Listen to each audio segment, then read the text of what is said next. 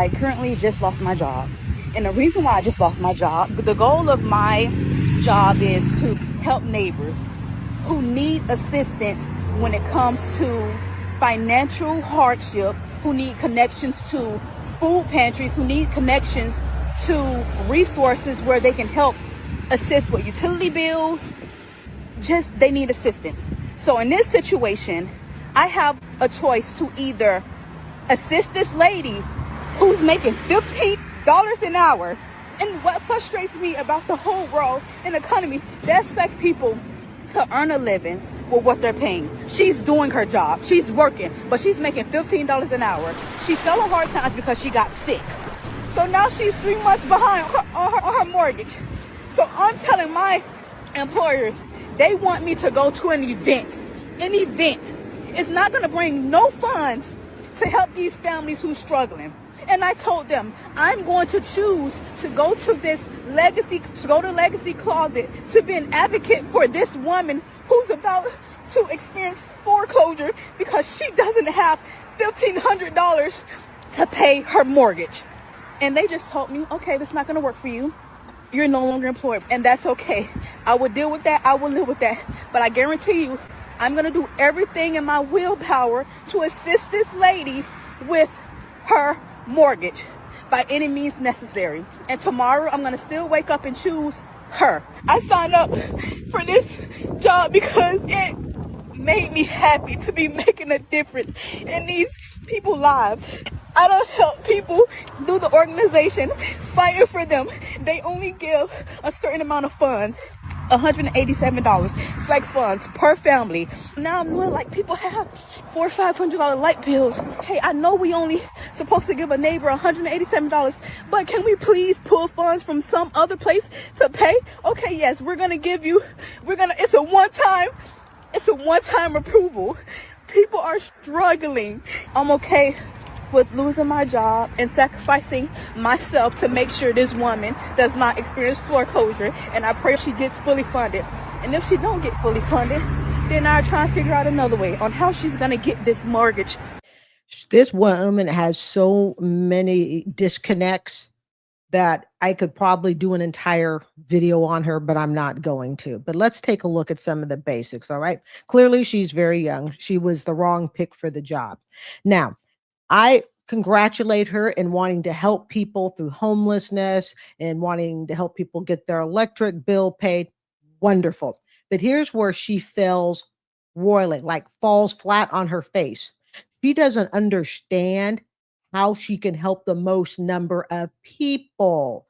She's just looking at one person going, well, this is just horrible and awful that you're going through a foreclosure. I hate to break it to you. I've been through a foreclosure too. You live through it. They're not fun. They happen. Mine happened as a result of my divorce. You get through it. Would I want someone to sacrifice their job, become a martyr for my cause? Absolutely not. She is way immature in understanding that she really wants to affect change in the world. What is that, Gandhi? Be the change you want to be. She's going to have to understand, and clearly she got fired from this job, it sounds like, because they said it doesn't seem like it's going to work out. She doesn't understand the corporate structure of the job, even though it may have been, sounds like a nonprofit, even within then, they're just nonprofit. It doesn't mean they're not a corporate structure to many extents. So she didn't seem to understand that. She didn't seem to understand that this event that they wanted her to go to, while it may have seemed unrelated, it was probably more related than she realized. It could be as simple as hobnobbing with donors, or going and figuring out, where the next, I don't know, whatever the next big meeting is going to be, and meeting those people. In other words, she's trying to, putting this kind of sensitively, not really, she's trying to be in a position she was never hired for. She was hired, I'm going to suspect from what she says, to assist people with where you can go to get assistance. Instead, she takes it on and she's like, oh my God, I'm going to take this mother and her foreclosure, and she probably has kids and all that, and I'm going to help them out. And by God, I want my company to give them additional money. I think she said they're each allowed like 187 or something. Well, I want the organization that I'm working with, I want them to give additional money to them. And basically, I want the organization to fight my cause.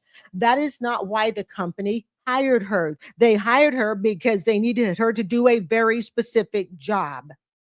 She's really immature at understanding honestly how foolish she looks. She doesn't look like someone who sacrificed something, in a wise manner. She just looks very foolish, very inexperienced, and like I said, not qualified for the job. And sitting there and telling your employer, can't you just give more money to this family? Well, what about the other families that could each use $187?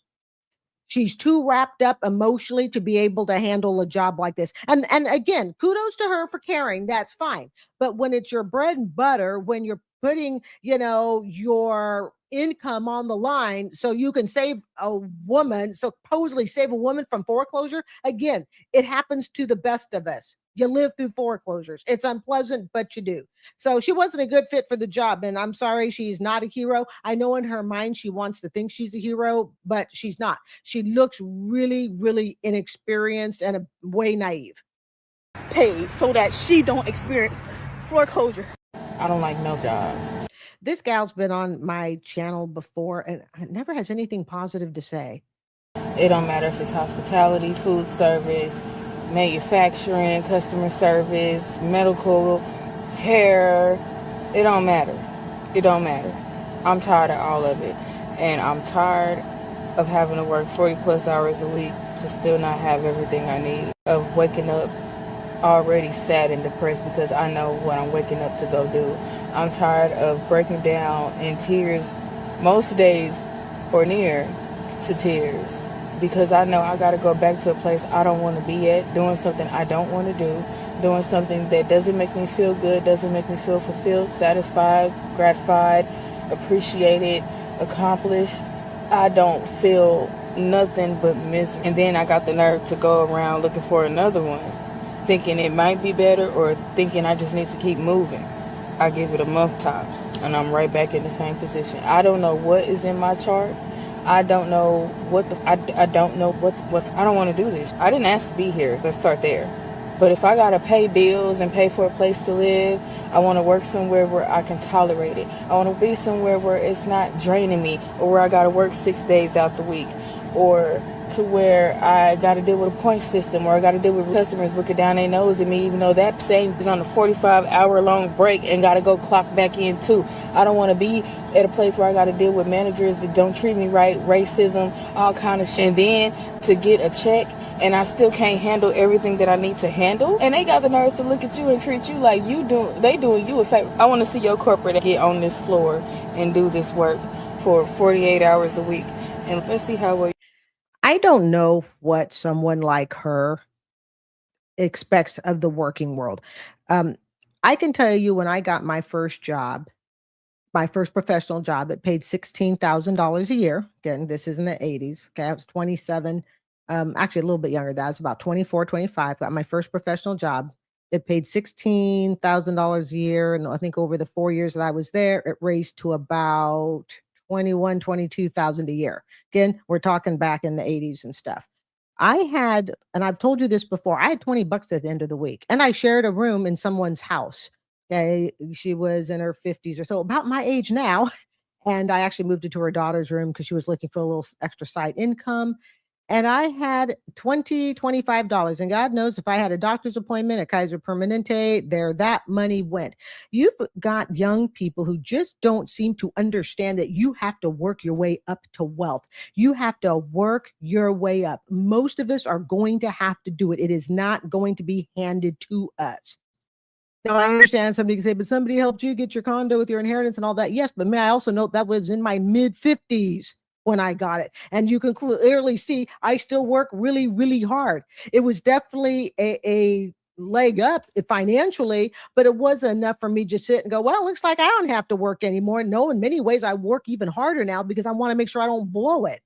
But you've got people on there, and she looks like she's in her 20s, and she's been on this channel, I think, once or twice before. And some of you, not you personally, but I'm talking about the TikTokers. These TikTokers that go on here just basically, completely bashing any sort of hard work. They think if they work hard, that is going to land them in the lap of luxury. That is not the way it works. Work without a strategic plan. You can go to work every single day of your life. And if all you do is say, well, I'm looking for my riches, I'm looking for my wealth, but you don't change anything strategically about your attitude, perhaps where you live, perhaps who you associate with, the people yeah, they keep you back too if you're not careful. In other words, too many young people on TikTok complaining about the job market, and yes, I understand the job market sucks, but my pay sucked too, okay, when I was younger. And I have to also tell you guys, a lot of you young people don't realize that years ago, you didn't own a house. You really didn't own a house unless you were married. Otherwise, pretty much everybody was a renter. And nobody looked down on it. Nobody thought, oh my God, that's horrible and awful. But come on. I mean, you got young people who just think they're supposed to have it all, either because they got a college degree. I don't know if she has one or not. And then they think they're supposed to have it all by 25 years old, and it's too late if they're 30. It's really sad because, again, I've said this before, your 20s and 30s are some of the best years of your life to be able to work physically without being injured, without having to talk about arthritis and all the other aches and pains of growing up, or I should say growing older. And a lot of you guys in your 20s, especially, you guys are spending it all just moaning and groaning about having to go to work. Well, if you want to make work really hard, go to work with the attitude that she has, that she is a victim, and everything she does, she probably feels like she's working for the man. So until she changes, and this is why I would tell her, until she changes that attitude and understands there's something called paying your dues. And guess what, honey? If this gal don't have a plan, she's going to be complaining on TikTok 10 years later because nothing will have improved. Your employer does not owe it to you to put you in the lap of luxury. You have to figure that one out on your own. But just so young people know, they're not the only generation that has worked long hours, taken home a small paycheck. You do. Somebody dropped off a paper talking about somewhere taking you to court because you never finished paying on this card. Okay, the card was like, I owe $3,000 on the car. I wish that these people understood if I made the money that it is that I needed to make to pay you, I would. It's a bunch of others that I gotta take care of. I got cavities in my mouth right now. I have a tooth that needs to be extracted. However, that tooth has 3 roots, so I need to see a specialist. Mind you, I don't have any insurance. Most of the time you can get a tooth extraction for next to none. And I believe that there are, you could check with local hospitals, community facilities and stuff where you can get tooth extracted. They're not going to put you in new crowns and all of that stuff, granted. Mind you, I went to college. Mind you, I got a bachelor's. Mind you, I got my master's. Mind you, getting a degree does not guarantee you money. Especially when the reason that you got the degree was not rooted in authenticity. Which means she got a degree in something that does not pay, mind you. A lot of us, we were experienced trauma. A lot of us didn't have things, and we wanted to try to make a better life for ourselves. And the way that we thought that was possible was by going to school. And that is not, some people it work out. Some people it don't. I'm low-key artsy. You know what I'm saying? I didn't have an opportunity to really know that I was artsy because I grew up in trauma. Y'all want to take me to court? If I had the money to pay y'all, it still costs money to eat. It costs money to take care of yourself. I probably need a therapist.